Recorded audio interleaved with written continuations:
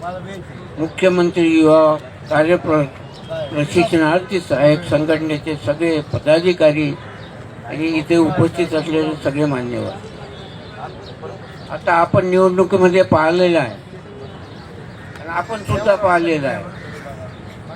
त्यांनी योजना आणली होती, लाडकी बहीण योजना, लाडके भाऊ योजना, आणि त्यांच्या सांगण्यावरून आम्हाला तुम्ही पैदल करून टाकले. आम्ही कसे बसे त्याच्यातून वाचलो, म्हणून तुमच्या समोर मी इथं बोलायला आलो.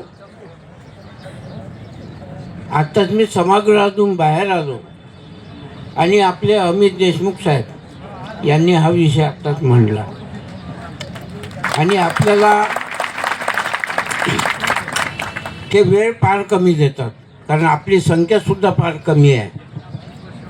आपल्या काँग्रेसचे मोजकेच लोक आहे, शिवसेनेचे सुद्धा कमी आमदार आहे आणि शरद पवार गटाचे ते सुद्धा कमी आमदार आहे.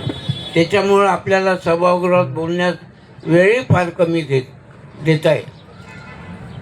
परंतु आपल्या पक्षाचे कोणीतरी तिथं बाजू मांडत आहे आणि त्यांना समर्थन आम्ही देत आहे. आणि भविष्य काळामध्ये आपल्या संघटनेच्या पाठीमागे, आपल्या सगळ्यांच्या पाठीमागे आम्ही भक्कमपणे आहो आणि तुमच्या मागण्या जोपर्यंत मान्य होत नाही तोपर्यंत तुमच्या पाठीशी आम्ही राहू. आणि भविष्यामध्ये आता जी चूक आपण सर्वांनी केली आहे ती तशी करू नये एवढी मी कळकळीची विनंती आपणा सगळ्यांना करतो. आणि पुनश्च मी आपणा सर्वांना पाठिंबा देऊन माझे 2 शब्द संपवितो. धन्यवाद. सभागृह चालू आहे, त्यामधून मी आता आमचे बाळासाहेब चव्हाणांनी फोन केला म्हणून मी निघालो, कारण तुम्हाला 5 नंतर बसू देत नाही.